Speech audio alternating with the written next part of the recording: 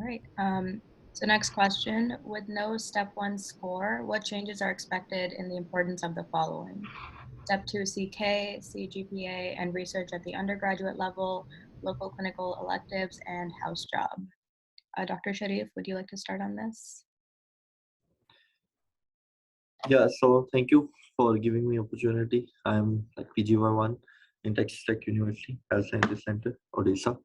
So yeah, after step one, people will start giving step one in like maybe 3 months or 4 months maximum, and major focus will be on step two. So now onwards, I think step two score will matter, and they will put filters on step two CK score now onwards, and also step three score as well.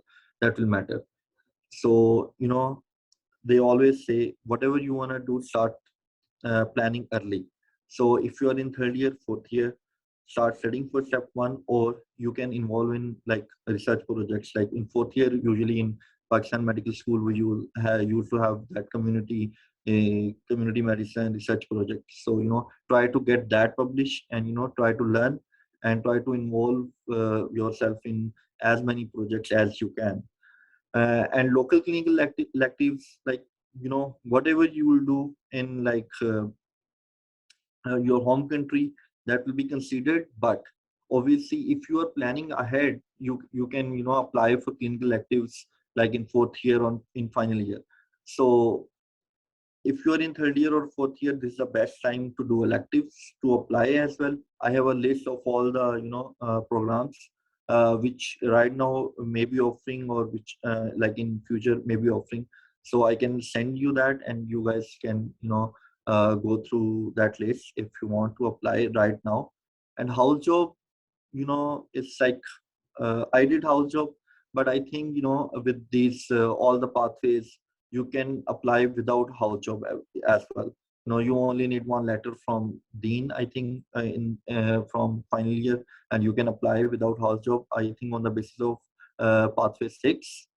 So if you are done with the house job, that will be easy. You can apply directly via pathway 1. But if you are not done with house job, then you will have to, I think, they have derived a new mini cox something. So you have to give exam uh, with the 3 MDs in USA, and then they will evaluate you. Then you will get a letter. Then you will apply for HMD certificate.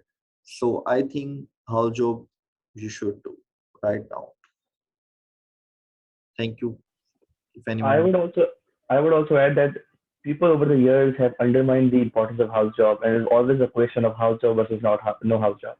Um, if you're not applying for match directly after graduation, I would definitely recommend to do a house job. It gives you a, I have done my house job as well. It gives you a 1 year of clinical experience. You get a lot to talk about during your interviews regarding your skills, regarding whatever you have done as a house job. And it basically also makes people understand over here that you have some sort of clinical skills before coming into residency. And that basically attracts them rather than coming fresh out of medical college and then having hard time doing that in the first few months. So I would definitely recommend house job. But obviously, if you want to go for match directly after graduation, then no point of wasting time because year of graduation matters a lot, and fresh graduates are always preferred. But if you're in Pakistan, if you're not applying for match, house job should be a definite yes, and not do not ever underestimate that.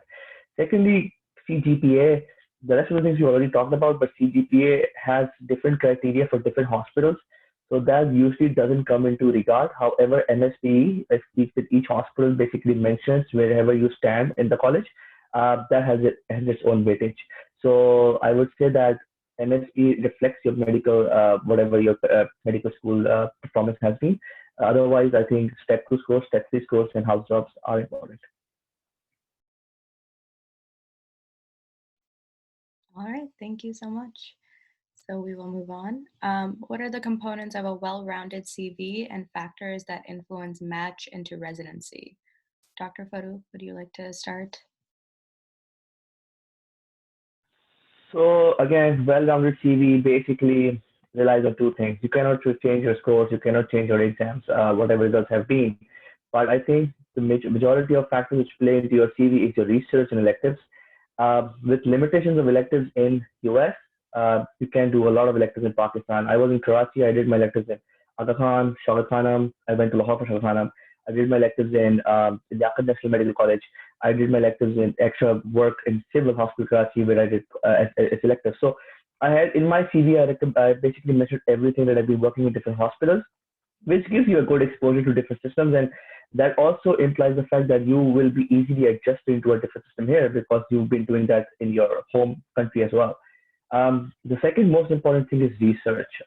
This is very important, especially after your scores will not be a matter into a match. Your research skills will matter.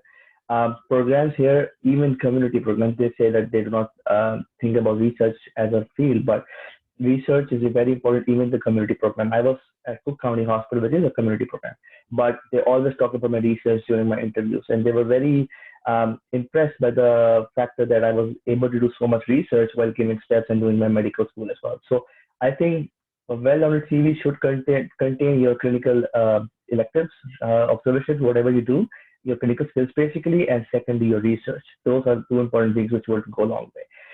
If you get an opportunity, start presenting abstracts. I did that in PMA, in Pakistan Medical Association in Karachi. I presented an oral research at Vienna for a burns conference. So I did all of that in my medical school. I also presented a topic in Shah Khanam. So if you're presenting those things as an abstract or oral presentations, they also go into your CV and also reflects very good on your CV actually. Thank you. All right, thank you. Does anyone else have any more advice? One more thing that I wanted to add, which was, for instance, extra on my CV. So in medical school, I was into a whole, and I don't know, we might have another question on that later on, but co-curriculars, I feel like play a great component in this. I had the honor of actually presiding a Students Patient Welfare Society. I was an executive member of the International Federal Medical Students Association. So I had like undergraduate open day organizing seminars for people who are in high school who want to consider medicine as a profession. So, awareness drives on asthma, hepatitis C, outreach programs. And we still do. It's an office in the outpatient center in Mayo Hospital, and we're responsible for asthma, diabetes, psychiatry patients, and arranging for funds for them. I used to sit in this office and just give the patients basic guidance on diabetes and even how to take the inhaler. And I mean, those were things that really got discussed on a lot of my interviews. And I think, and those are opportunities, I think in community medicine as well, you have different field trips that, you go to certain public schools and then, you educate the children. So I think we tend to undermine those opportunities. Sometimes we don't avail them, or if we have availed them, we feel like maybe they're not so relevant. But in America, and some people, who may have not done all of this, some of my friends are like, oh, why are you mentioning this on your CV, or why are you mentioning this on your personal statement? And I was like, this is me, and this was something that I'm passionate about and everything. And this was something that made me stand out. And so, ensure that, you guys explore these avenues. So that's my 2 cents on co-curriculars. And even debates. I think I was asked how I felt that it helped me in medicine. And I was like, it helps me understand different perspectives, and there's 2 sides to a story. So everything is important in your personality. I just throw in a 2 cents here. I think everybody has said wonderful points here. But please, please, please, I think what I really want to stress is keep it short and sweet. Make it beefy, but make it short and beefy, not long and verbose. And one thing, if I may add, is that make sure there are no gaps in your CV. And then if you do have gaps, just make sure that you account for them. Make sure that you have done something during that time. If you're studying for an exam, usually that is not a good enough reason. Usually, you must be doing something else during that time. When people ask about what can you do, observership and all that stuff, I think that's a different question. But you can do many other things even if you can't do an observership. I agree to Dr. Talat as well regarding you keeping your CV short. People tend to write their clinical experience and then write like 2 paragraphs of whatever they did. Just like keep 2 lines, whatever you did, but you can mention all your experiences, but do not explain them in great detail. It's okay to give them 2 liners for each clinical experience. Thank you. All right, thank you. That was really good advice. All right, so we'll move on. How do we gain admission into good clinical elective programs such as Cleveland or Baylor? Dr. Sufder, would you like to start?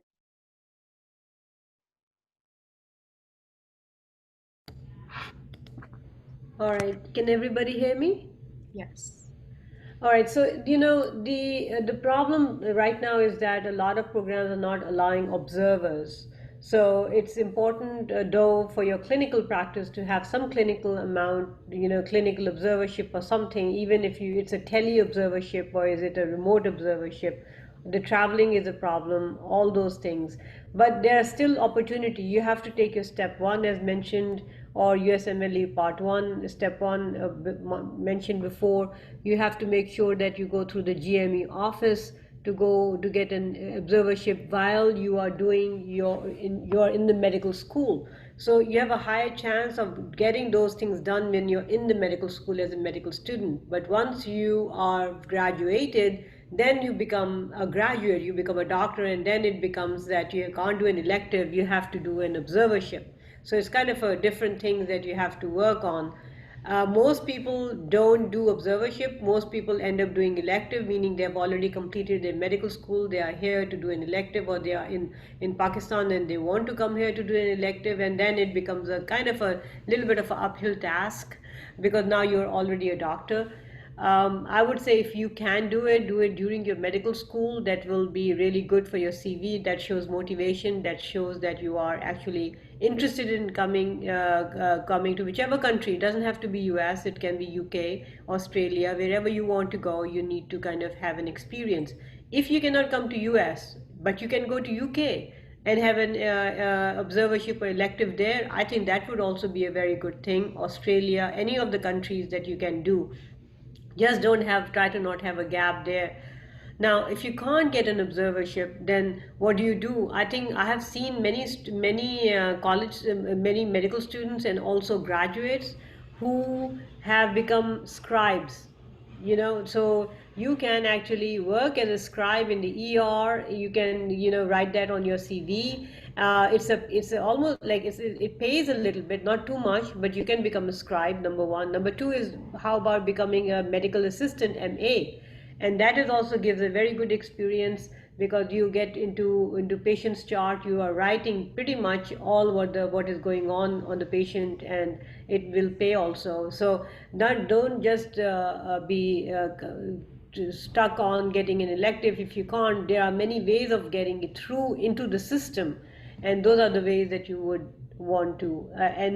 For example, at Baylor they don't allow elective, but the other important thing is that you may approach physicians who are in private practice but affiliated with Baylor or Cleveland or Methodist or different institutions, and they will still give you a letter that will at the bottom would say that they are affiliated with these big institutions. So you can go talk to a private physician who can do it.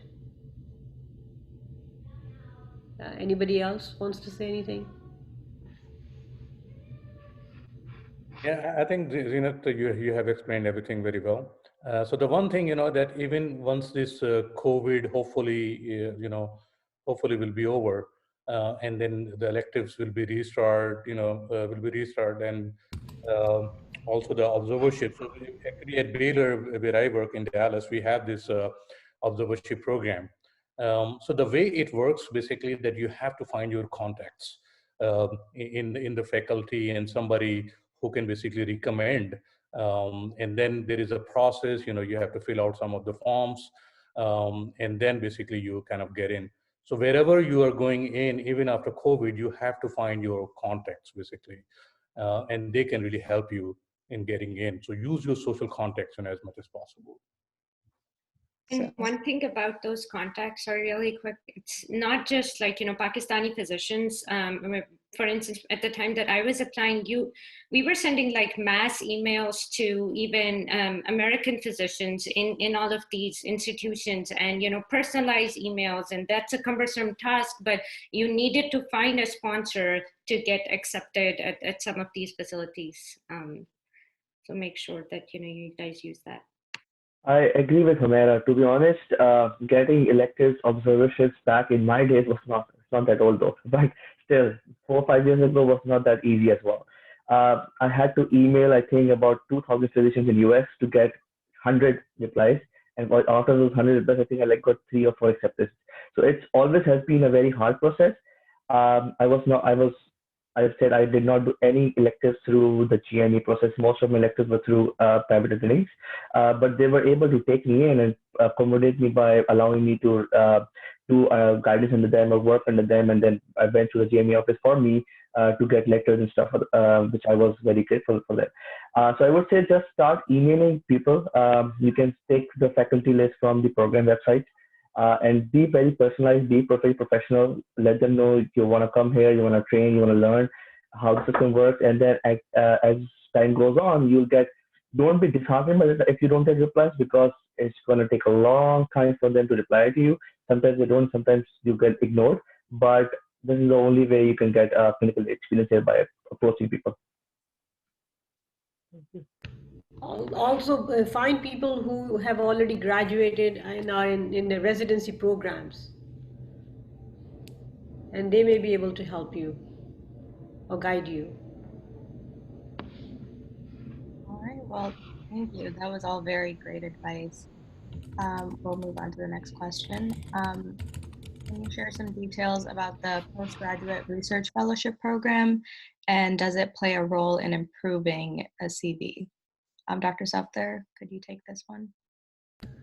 So a lot of these research fellowships are posted online, and you have to have a dedicated time, 1 year, 2 year fellowships.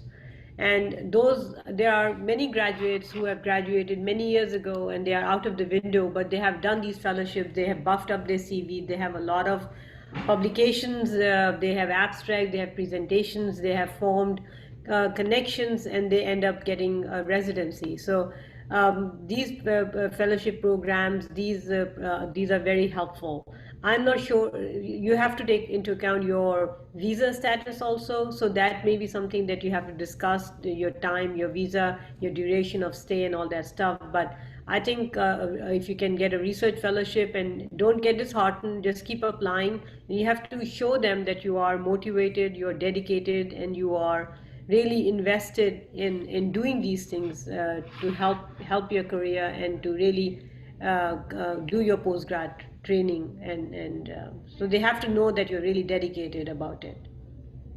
But don't be pushy, don't push too much that you become pesty. So there's a fine line in being pushy and being, that people think that you're making them feel uncomfortable, or you just have to be respectful of their time and but you have to be persistent.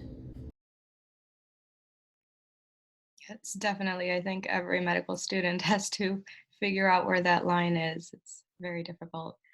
All right, so our next question, which I'm sure is a very popular one. What are the observership and elective opportunities during this COVID-19 era in the US? Dr. Hedri, would you like to take this one? Absolutely. So thank you very much, first and foremost, for the opportunity. I think I've been following the discussion. I joined in a little late, I apologize, but I think what I've got so far is very poignant, extremely helpful. So I'll find, I think COVID, obviously, like in many other areas, has put a dent in the availability of observerships. But there are still places, and slowly, with vaccinations going around and most people opening up slowly despite the Delta variant, I've noticed that there are areas that are opening up. So we have one setup that I'm directly involved with, and that's here in Texas. Obviously, geographically may not be an easy option, but it's a very viable, versatile option where a hospital has granted us the availability of up to 6 observership slots at a given time. And so that's a pretty decent number. And they offer meals while you're working there. Previously, they used to offer accommodations, but with COVID, they've taken the accommodation option away. And so I know for a fact that that is an option. And then I also have some other areas within Dallas where people have been able to accommodate people with some observership, individual physicians. Not as openly as they used to, but I think one of the biggest barriers is when you're approaching in the COVID era, it has to be more on a one-on-one basis where people know you. So there is a little bit of a trust factor or a recognition of I'm doing it for this person since I know them.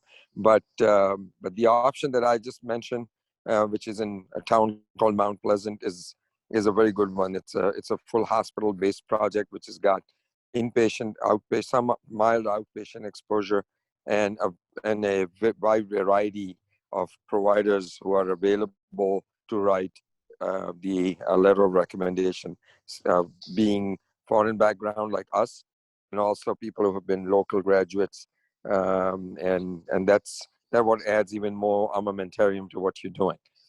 So that's what I'm aware of in my area of jurisdiction. And I know in Houston, I have a cardiology friend who works for Baylor, and he has a similar option. It's, it took a big dent with COVID, but now slowly they are also allowing 1 or 2 shadowing opportunities every few months. So these are the of during the COVID era as far as we go. So if I could just jump in here real quickly, because I have trained a lot of observers through my office. I also am a clinical professor at UT Southwestern, so I have the 3rd and 4th year medical students rotate with me. However, for the last 1.5 years, we have not taken anybody. They're not getting students from the school, and we have pretty much put a ban on anybody except just the patients walking in. They're not even allowed to bring in anybody with them. However, this will change. So I think hopefully, inshallah, everybody is getting vaccinated. So next year, things should be better. But for now, yeah, so don't get discouraged. Just keep doing what you're doing. It'll open up. Thank you very much, Hussain and Talat. Hussain, is there any way you can share the details about that observership program, that if a student is interested, who they have to get in touch with? Absolutely. So I do this through a partnership with a Dow graduate of the second batch of 1990, Dr. Jalaluddin Akbar. He's the kind of the thought and the brains behind it. He started it. I just helped out because I just love the idea of not only helping out but teaching.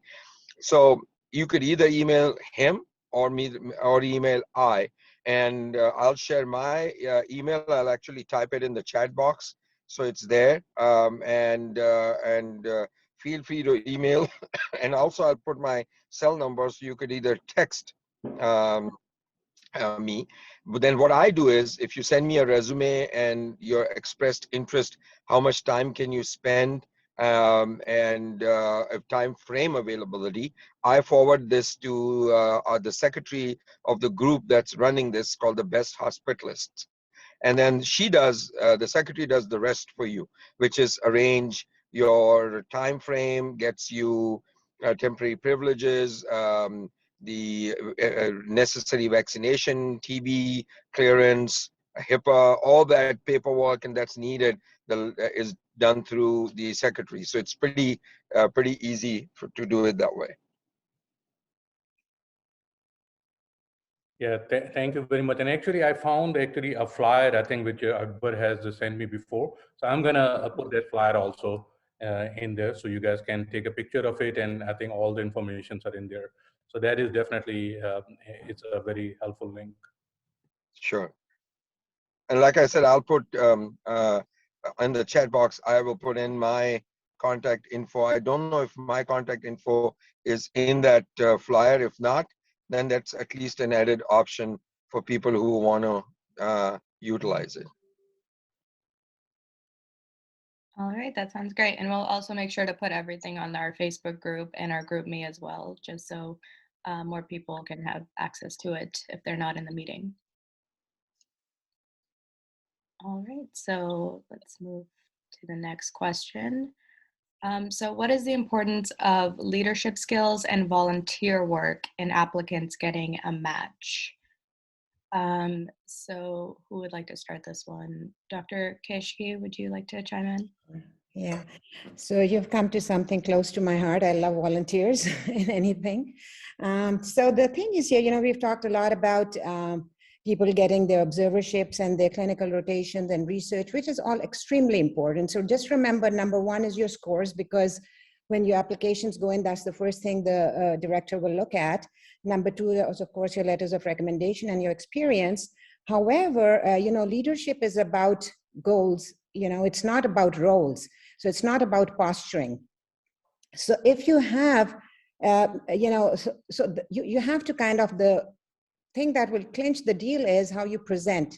The eventual, you know, 5% will depend on what you have done with your life. You are there to learn medicine, so you will be doing your, you know, that's why you're applying for residency. They know you've been through med school. They know you've got good scores. So even if you, so, you know, I think somebody said it earlier that, you know, I think they were doing something in the outpatient clinics and helping patients. Whatever you have done, it doesn't matter. Even if you've done volunteer work at your masjid, you know, but make sure that you have that passion to show that you're passionate about things that you do. And I personally know my niece, she's a dentist now. When she went into NJIT, she had lower scores than a lot of applicants. She was very, very bright. However, you know, she was not the brightest of the applicants. However, she was one of the first ones to be accepted because she had volunteered in her masjid since she was in high school. Every Sunday she would go and teach the Sunday school kids. So whatever you've done, it's very, very important. Volunteer work is very important. Kind of gives you the leadership skills that you need. It comes across your passion. Again, if you're part of medical societies, if you have, you know, just put that out there. And be very respectful of the director's time. As you know, I mean, I think most of it has been hashed around.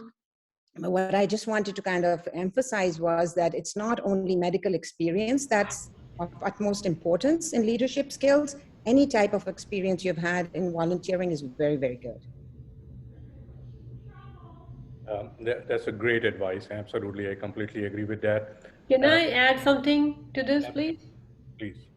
So, you know, a lot of time when you go into, for example, I'm a pulmonary critical care, so I'll tell you from pulmonary point of view. Also for ACP, American College of Physicians, students, the membership is free. So you can go and log in and become a member and put it on your CV.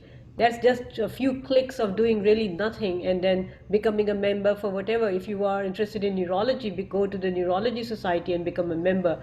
Also become a member of ACP if you're interested in internal medicine.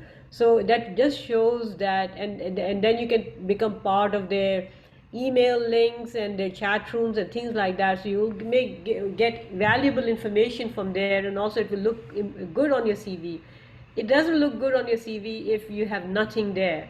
And in this day and age, there are so many things that you can do just sitting online. Of course, the problem is that the access or the knowledge that of what I can do or what I cannot do. So that's why you're attending these sessions, and these are very important sessions. I think it's a really great initiative that they have done to really impart this language, this information to everybody.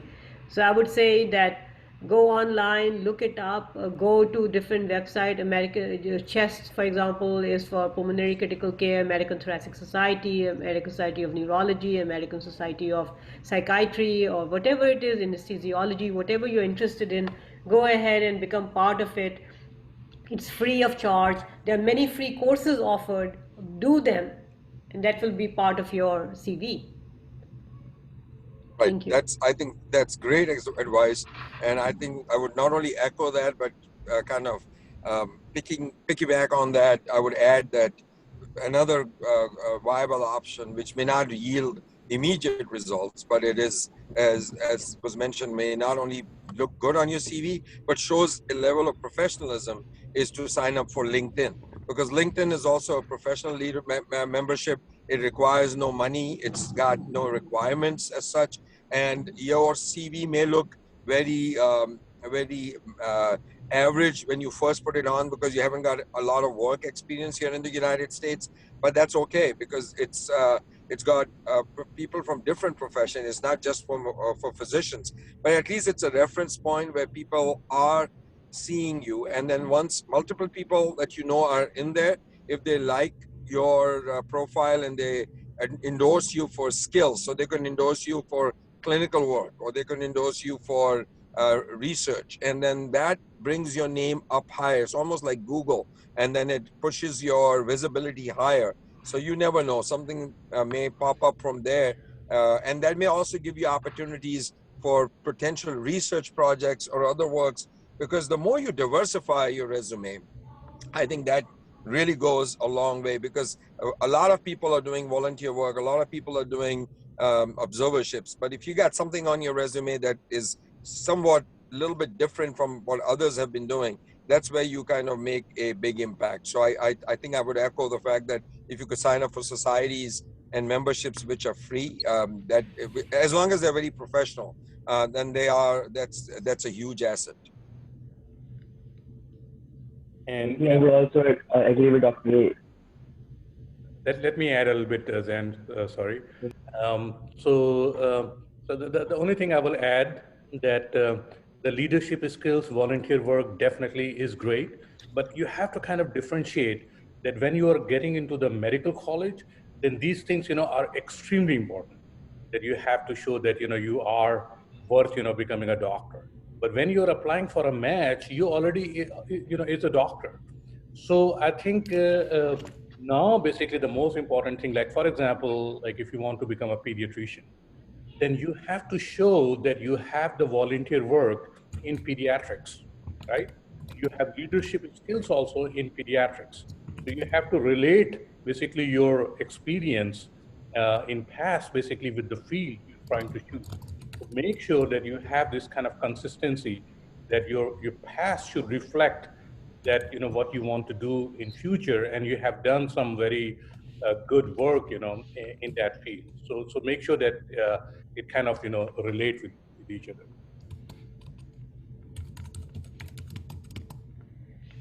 Right. Well, that sounds very great. Thank you, everyone.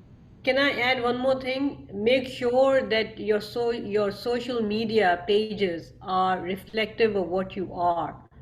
So if you don't want other people to see and form a bad opinion on you, to make sure it's not on the social media for you.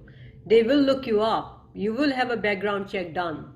So if there is something in your background check that's going to pop up, please put it on your CV, or tell them in your, not on your CV, put it on in your letter.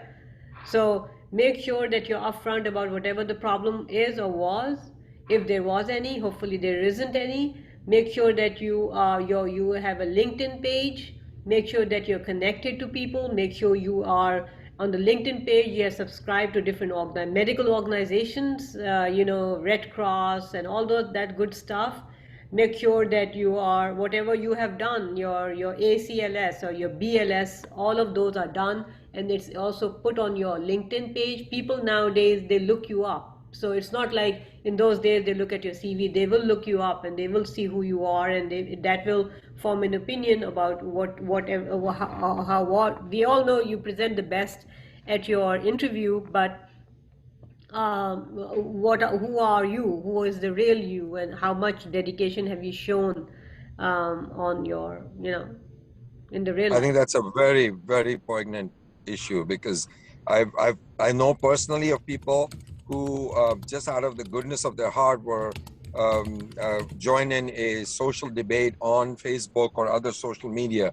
And I think while you're doing, while you're in the process of getting, inshallah, getting admitted for a residency training, it's best that you stay away from sensitive political issues or religious issues on Facebook and other media, because most of these debates on those social media go nowhere. I mean, I've been, just as naive as others have been to get involved in it, and now I totally shy away from it because it's just people who got nothing better to do who come up and solidarity with this and voice about that, all that.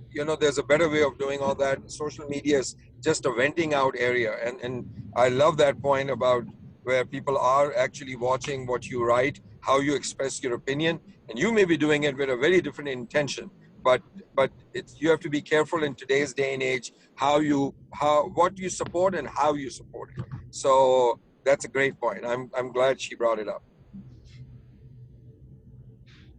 All right, thank you. Is Dr. Safdar, Dr. Moeen? Dr. Hussain, sorry. Hussain, it's Dr. Zinat Safdar. Dr. Zinat Safdar. Shukriya, Dr. Zinat Safdar. It's a great point. Thank you so much for joining in. Thank you. All right, so the next question, what residency programs should IMGs apply to? Dr. Sarfraz, you can start. Absolutely. So, I mean, here again, I think it's very important that, you reach out to seniors and IMGs who have matched into residency programs in the US, because there are those that are IMG friendly, and then there are those that do not consider IMGs at all.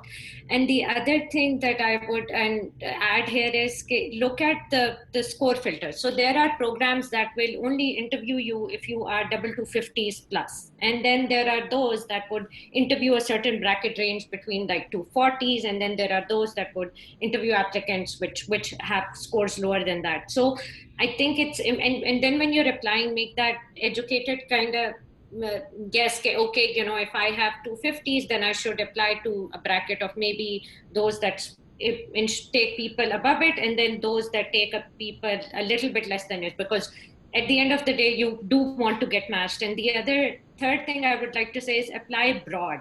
I think one of the things is that as IMG, some people are like, oh no, I just want to apply to 90 programs or something, or even less than that. But you will not get, if you don't knock on a door, you're not going to get in, right? So you need to put yourself out there. So ensure that you apply broadly. And then there's FREIDA, it's available. There's a website that you can look at program credentials, reach out to your seniors, they'll give you lists. And I will say apply broadly, because the one time that you apply, even if it costs you a little bit more, but the entire year of going unmatched and then going through that grueling process again, I absolutely think it is not worth it at all. And you should give it all your best. Apply broadly.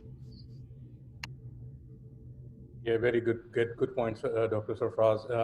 I'll add a little bit. So you think that if you are kind of a program director and you're trying to choose the residents, from medical colleges where you actually don't know, what kind of medical college it is. So if the program director knows somebody already that, this person came, for example, Dow Medical College, and he is a good resident, he or she. So there is already a little connection. So he knows this medical college, because that is also important. Your STEPIS course is definitely important. And next thing is your medical college. So if the program director already knows that they already have some residents from that medical college, that I think helps a lot, because there is already a connection.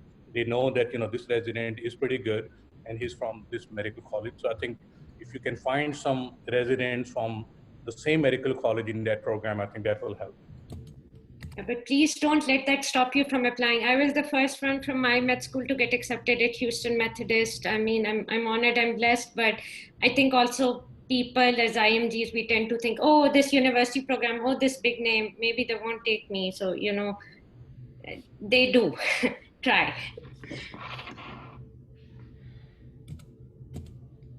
All right, thank you so much. All right, the next question. How are the surgical and anesthesia IMG match rates in the US, and what can be done to improve our chances? Dr. Moeen, would you like to start? All righty. So, both actually the surgery and anesthesia are very, very competitive fields. Anesthesia, actually, it was not used to be, but now it is a very competitive field. So I think unless you stand out in your scores, or you have some experience, basically, like significant experience of surgery and anesthesia, then there is a good chance that you can get the residency in those fields. But at this point, if you don't have that experience and your scores are not extraordinary, I think it will be a risk actually applying in those residency positions. And again, I think it costs money also when you're applying to the programs. You should be very intelligent in applying, in those programs. But again, if you have experience and you stand out in some way, then I think it's a good idea to apply in those positions. So if I could just chime in here, I had a medical student who's a graduate of A&M University, rotated with me a couple of years ago, and she is an anesthesia resident now, but she's extremely bright, of course. But so if anybody is interested in getting in touch with her, they can get in touch with me and I'll see if I can put you in contact with her. I want to add one thing for surgery, actually. I know people who have gone into surgery. The only way that stand out is basically doing 1 year of J1 research. That stands them out in the same program they want to do surgery, and they basically get into it. Although, as Dr. Prakan mentioned, it's hard to get surgery and anesthesia. But one more thing that I wanted to add here is people end up doing like years of research sometime on on a J1 visa or at university program. So that is something that really helps in all of these competitive specialities, including surgery, including anesthesia, and I think somebody had asked about ophthalmology. So and dermatology and gynecology end up kind of falling under that domain of not being that IMG friendly. So absolutely your scores, your research, I think really kind of buffers that. And there are people in America that have matched into neurosurgery, surgery, anesthesia. I don't think I know somebody in ophthalmology, but I'm pretty sure if you are determined in everything, there's nothing on this planet that's impossible or not achievable, even if you're an IMG. Yeah, so one of my friends actually, she was a senior like me, and then she had done her post graduation from UK in ophthalmology, and she was working in ophthalmology and decided to come over here. And because she was so much trained and she has done so much graduation training in UK, then she was able to get into the ophthalmology. So it really depends on how much what you have done. You just cannot wake up one day and decide to go in ophthalmology or dermatology or radiology or or any of those surgery fields. You have to show that you have commitment, that you have already invested the time and effort, and that is your passion. You have already selected that. So you then it shows, and you have done some postgraduate training. We have postgraduate training in Pakistan also. So you must have done that too for a few years. So then that would show your commitment. You already are an ophthalmologist, or you've already worked under an ophthalmologist. All those things are going to help you in getting into these difficult fields.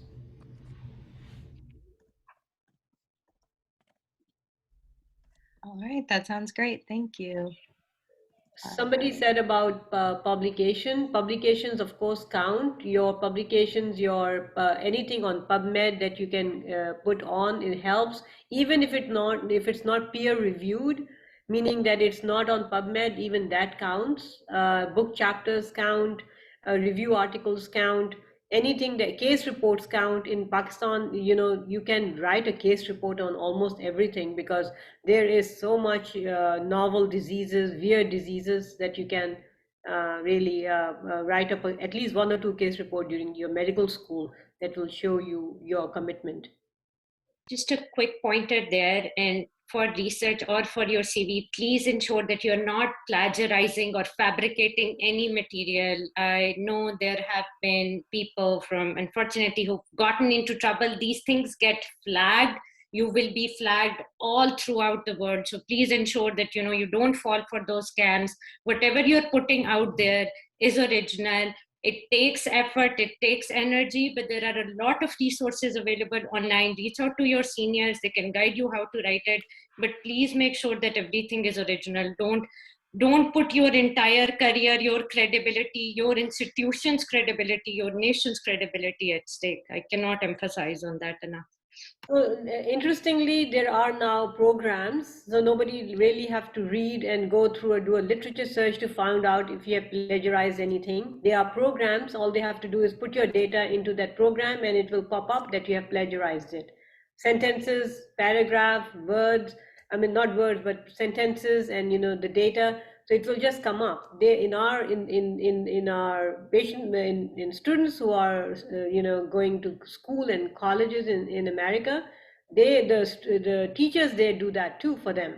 So they know that they cannot plagiarize because even the high school teachers would go and run their thesis paper through this program, and that will tell them if they're plagiarized. So it's a very easy thing to do to check. So make sure that you don't do that.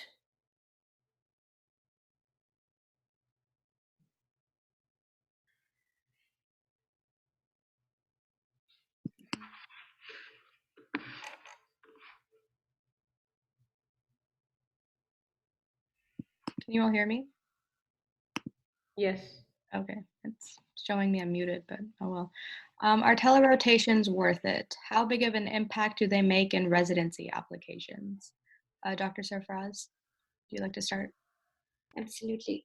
So I think given this COVID era, in person would have been better, but if telerotations are available, that is still a rotation that you are doing with a physician in America. You are interacting in their conferences, they're showing you the patient's chart. So I think that, and you are asking, I think when you are on these rotations, so let me just step back for a little bit. It's not just about logging in and just being a mute observer. Okay, you want to ensure that you are reading up on those patients. Medscape is free. I had it when I was in med school in Pakistan. Please, everybody download that. If you're in our boards, if you're on the rotation, they're talking about it, or even afterwards, read it up. Read up on an interesting case or an article that you find. Follow up on those things. Show that you are interested. Generally show that you're compassionate. So it's not just the rotation for the namesake of it. Oh, I did a rotation with this famous person at this rotation, but how much you are putting into that rotation with your interest that I feel like matters. And I will tell you that those attendings, they take notice of these little things, and these are the things that are going to be mentioned on your letter of recommendation, and these are the things that will make you stand out. So I do feel that with the American clinical experience being as limited as it is, this is an excellent availability, and we should avail it and put our best into it. If I can add one thing, I agree with Humaira. So basically, when I did my observership, I basically volunteered to give a presentation in front of the whole department, and everyone joined, and it was like the journal club or a morning report. And I gave a presentation on a topic and on a case, and then basically did some teaching points as well. And literally everyone applauded me for that, and that was put in my letter, and people really liked it. So every step is a key. I would say that even if you're doing a consultation, you can always give conferences remotely, and they will listen to you, and then it makes you shine out.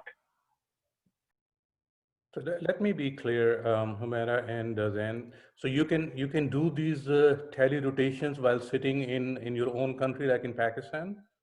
Yes.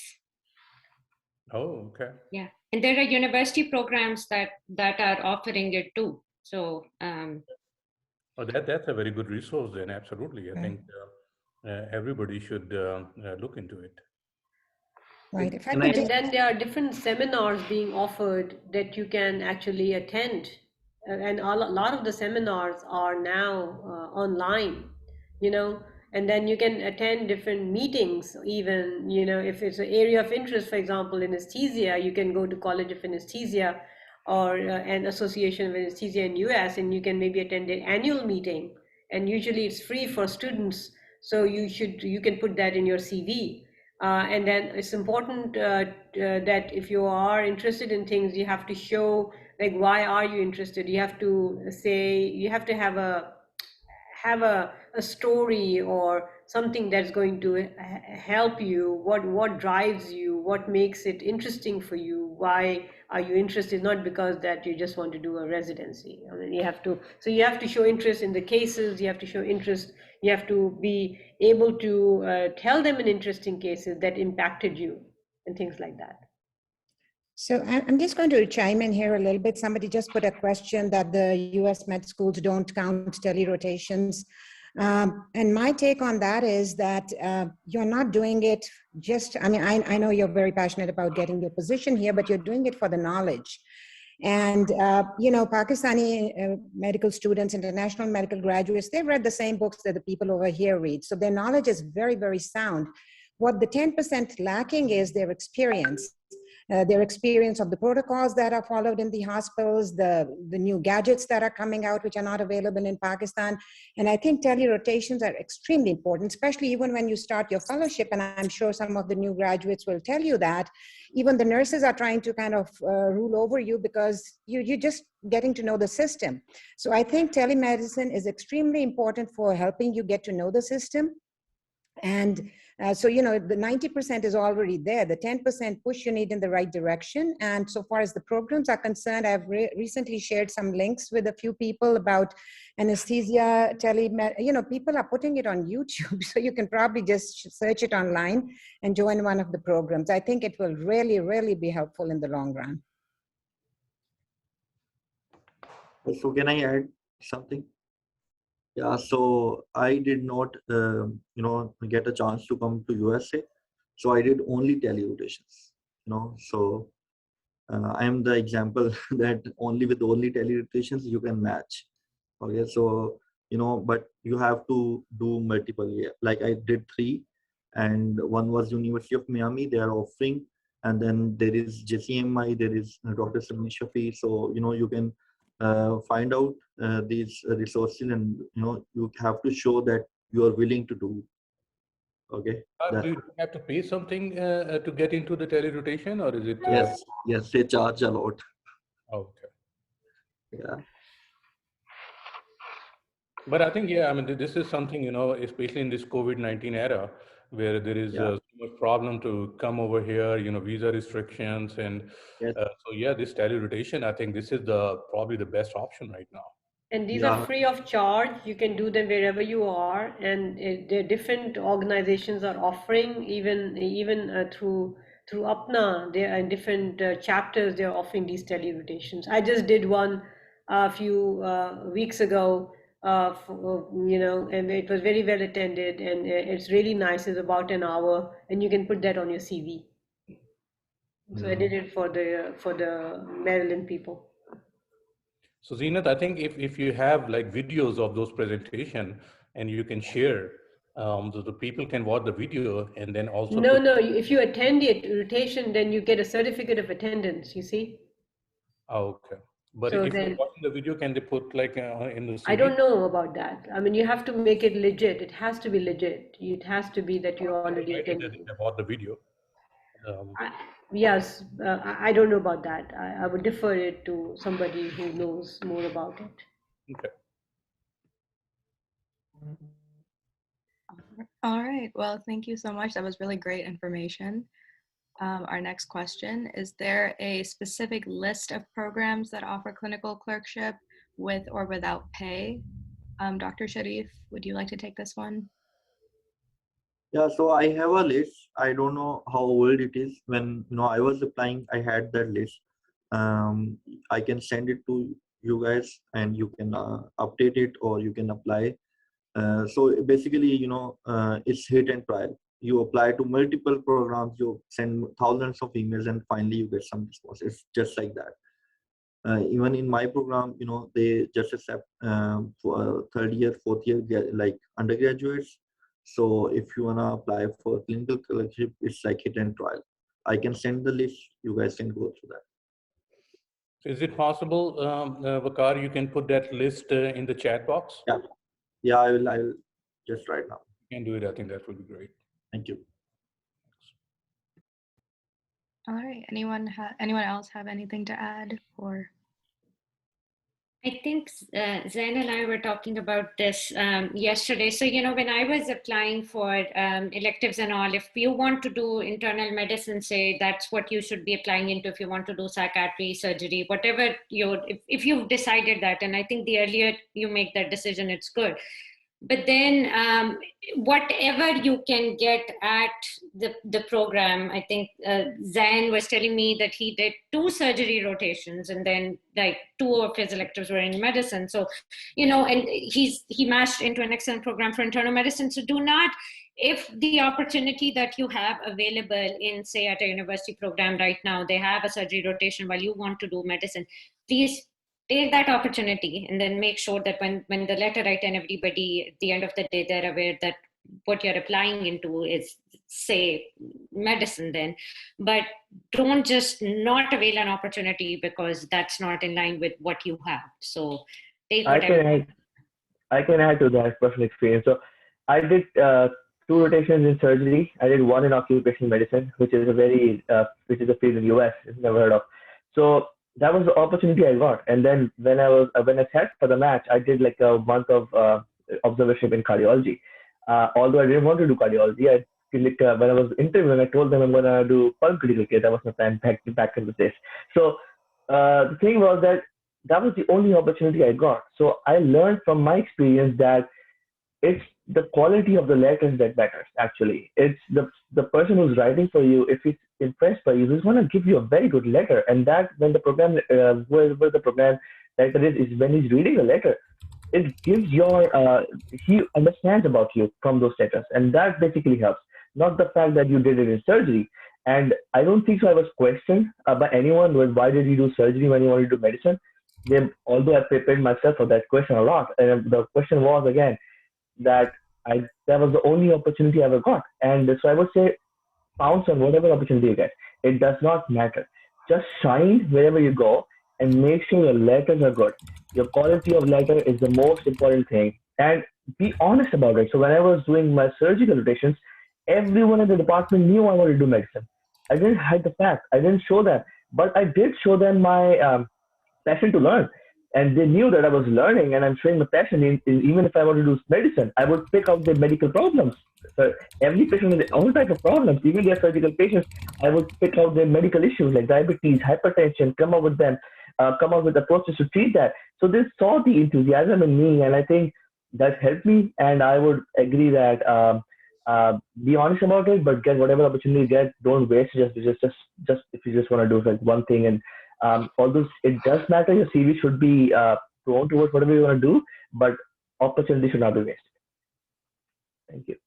One thing I like to add, I don't know whether this is still applicable or not, but when I came over here, I did my pediatric observership actually in one of the hospital. I did it for like 6 months, and then and definitely I had a lot of time that I can read the cases and try to impress my attendings. I got the letter, a good letter from the attending. And then actually I asked that attending to, when I was going for an interview, that whether he can call the director, the program director over there, and then just tell him about myself. And he did. So I think that works very well in my favor. That if there is a personal communication between the attending who's writing a letter and the program director, so I think if it is still a possibility, I think that will definitely help your chances. All right, that sounds great. Thank you. And the other thing, if I may add, if you don't mind me adding this, is that make sure that you show your commitment, your dedication, your work ethics have to be good. You have to be there, you can't be late on your first day. You can't be late on the second day. You have to be there on time. You have to be sure that you are showing your commitment by going the extra mile, making sure that you're the last one to leave, make sure that you are reading around the cases. I mean, it's a hard order. It's easy to say, but this is what needs to be done to show that you are, different from the rest of the 10 people they get a month for rotation. So how do you show yourself that you are different? Is because you do the extra thing that nobody else is doing. So that would be my suggestion to you. And absolutely, I was going in on the weekends. I was rounding on the entire list. So if the resident was in the clinic or the fellow was in the clinic, they'd be like, "Oh, yeah. So what's going on?" And they're like, "I have a meeting." And no, you can't take a minute. Tell me about all these patients that you've seen and everything that I've followed up on. So Yeah, you are the that person that they become dependent on, right? Because you have been doing all these things that they trust you, because you will be the person, you will not cut corners. You'll be the thorough person, so that they may even put a good word to the program director for you. Yes, absolutely. I have to leave if you don't mind. I'll catch up with you all later. All right. Thank you so much, Dr. Thank you for inviting me. Thank you very much, Zina. Really appreciate your help, and your points, were definitely very applicable. And I think it will definitely help our international medical graduates. Thanks again. Okay. Bye, everybody. Good luck. Assalamu alaikum. Alaikum salam. Thank you. All right. So our next question: which organizations sponsor IMGs and offer financial aid? Dr. Sarfraz, would you like to take this? So this particular question, in terms of sponsoring IMGs for residency or for rotations? Sorry, I wanted to clarify. I think both. If any information on sponsorship would be good. Okay, so to be completely honest, I don't know if there are any funding institutions available which fund for rotation specifically and like financial aids. What I will tell you is that every institution, for instance, I can speak for King Edward, they have financial aid programs, scholarship programs, which are all based on your your STEP scores, your CV, and what your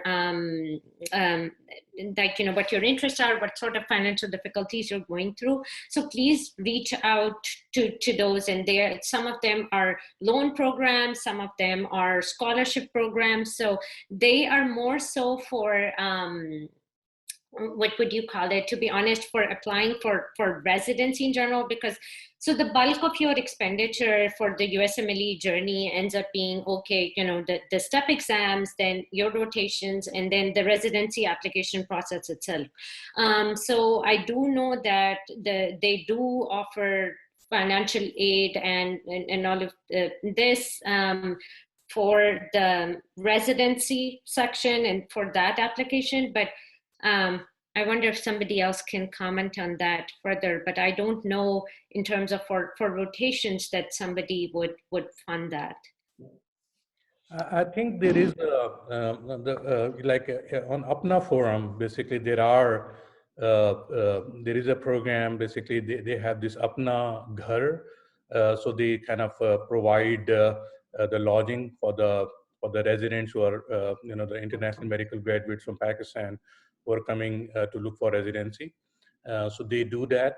But definitely, I mean, it's because a lot of residents are coming, so they cannot accommodate everybody. But there is a program. So if you go to APNA website, I think you can get some information from there. But yeah, I don't know exactly if there is a organized sponsorship program for the IMGs but I know the financially, basically, you can get some help from APNA.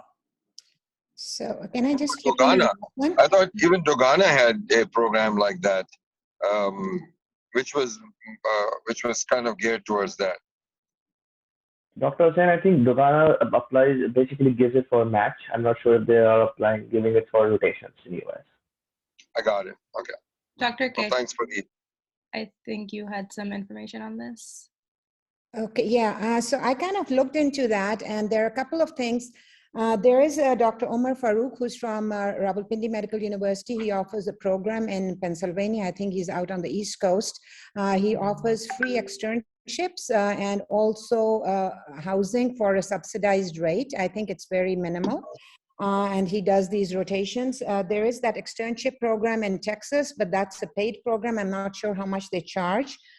There's a Dr. Rao Ali. He's an anesthesiologist here in Dallas. He was talking about a program of offering loans to people coming in. And I mean, of course, on a payback basis. So they get the loan, and once they get their residency positions and stuff, they can repay the loan. So far as the APNA program is concerned, over the last week, I reached out to 4 different people and really have got no information on it. So I'm sure it exists, but I won't be able to say anything on that. So these are different options. And, if somebody wants the number for Dr. Omar Farouk, and, I have that externship flyer, which is offered in Texas, which is a paid program, I can certainly share that information with them. I would just like to add that obviously you're gonna email multiple different people all over US to find a rotation. Whatever opportunity you get in that city, always reach out to your seniors. I had that personal experience of staying for 2 years in US without paying anything. I was lucky. I got good seniors to help me around. So I would say that always reach out to your seniors. If they are not able to accommodate you, they might be able to refer you to someone who can accommodate you. And I think you'll basically get a good opportunity to stay. I know it's very difficult financially for people coming from Pakistan. And so people who have recently matched and graduated here do understand that, and they keep you, basically help you around and stuff. So I would say just reach out to your seniors first to find a rotation, and then secondly reach out to seniors who are living there. Thank you. All right, thank you. That was really good information. Our next question, how do we streamline studies, co-curriculars, research, USMLE prep, rotation search in medical school? Anyone would like to take this, Dr. Farouk? So how do we streamline? So again, I think starting early is the key. If you set your goals early in your medical school career, you'll be well prepared by the end of your final year. I would say the first 2 years of your medical school, make sure, I think, I don't know, it's different in different colleges, but it's mostly the preliminaries, like in first 2 years are basically whatever is usually done in step one, like anatomy, biochemistry, physiology. Start learning or start preparing for your steps from first year. Do Kaplan together with your medical school knowledge. Start doing your work from second year.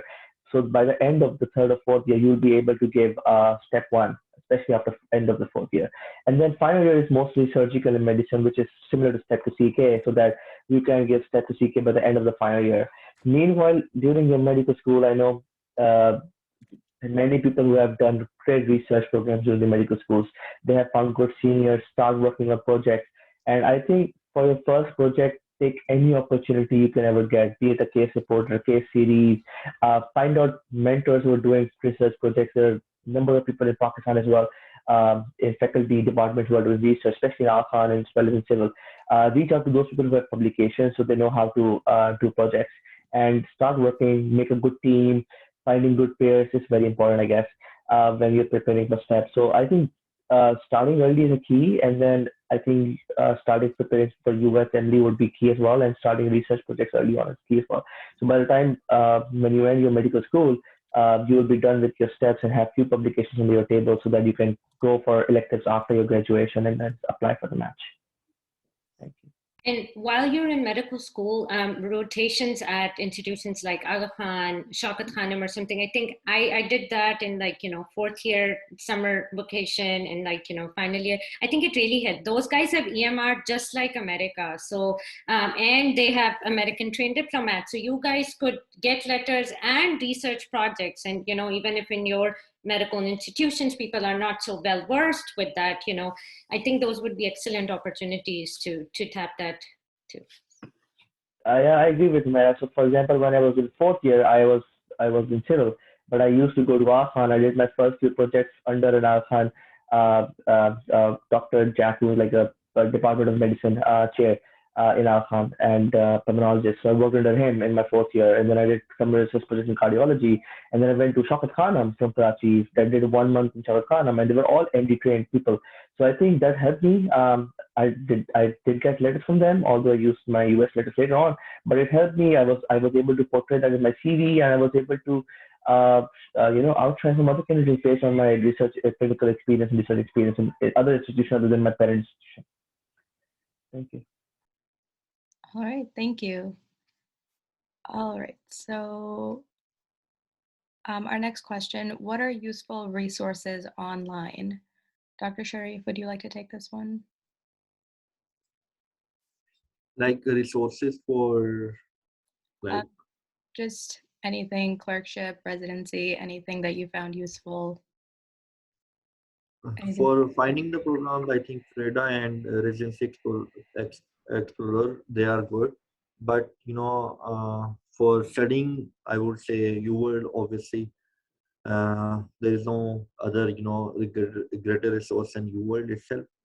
Apart from that, just go to the website of the hospital program and look for the physicians. There is a list for that. Just go through the list and email everyone, whoever is your interest of field, and define your goals early. Like define goals and just try to achieve your goals. That's it. Like whatever, you want to get help from someone. If you know where you want to go, then you will be able to find help, right?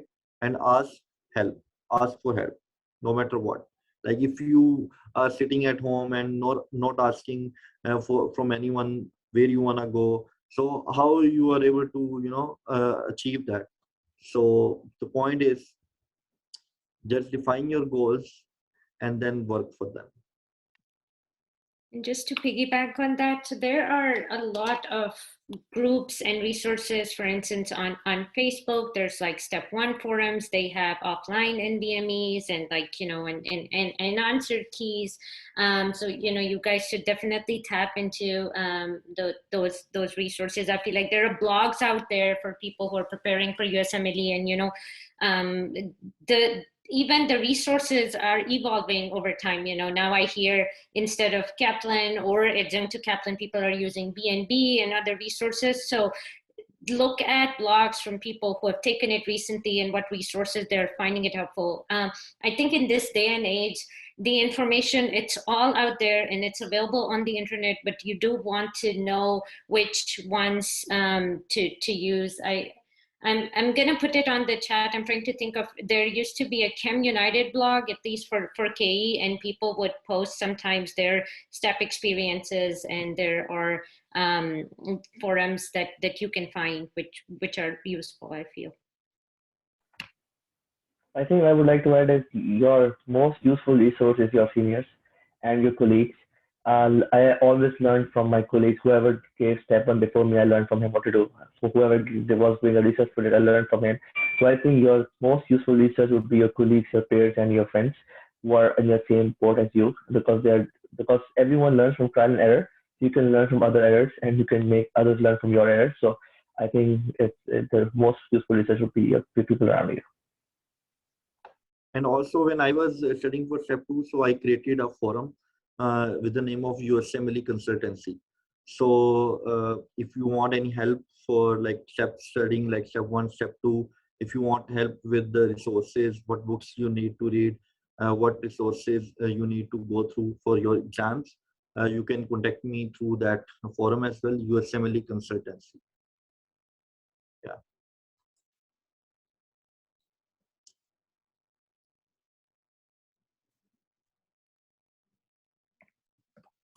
All right, so we are just about to wrap up. Thank you. So our last question, what is the importance of fellowship? Dr. Moin, would you like to take this? I think, personally, I believe that the fellowship is extremely important. Just, based on my experience, what I learned during the residency and what I learned during the fellowship. So the fellowship is mostly like, they will ask you to do a research project, and that research should be published in a journal of repute.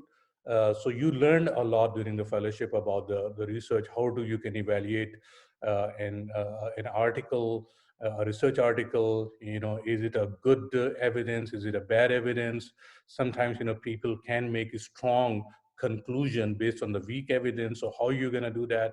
So all those things mostly you're going to learn during your fellowship, and personally you will be doing the research project on your own. So there is a lot of learning during the fellowship, and definitely you will become a subspecialist also when you will do a fellowship. So I definitely recommend that if you can, then definitely go for the fellowship and become a subspecialist.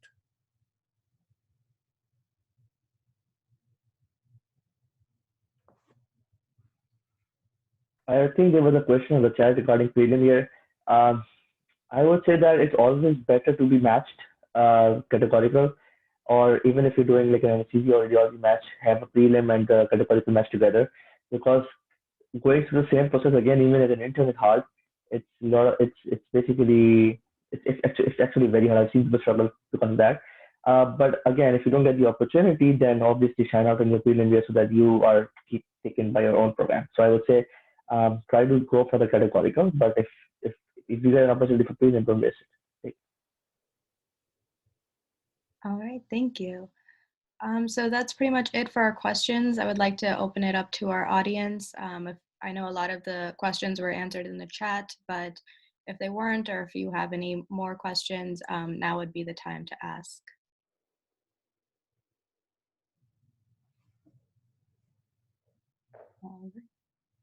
Well, all right, I guess the chat was very active, so I'm sure everyone's questions were answered.